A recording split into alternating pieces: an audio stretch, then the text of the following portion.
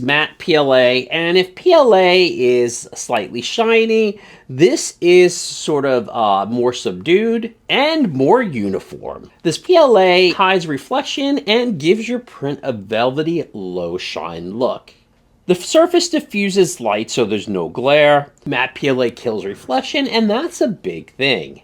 No shine, no glare, just soft, even surfaces that make the shape and detail do all the talking. Compared to regular PLA, matte PLA diffuses the light. That means edges look sharper, curves look smoother, and details don't get washed out by glare. When printing with matte PLA, slightly slower speeds help keep surfaces even. And it's a really good PLA to print with if you're creating props. And what's really cool is the Sunlu Matte PLA, if you're using Bambu Studio, has a built-in profile already, which will help save time in dialing in your settings.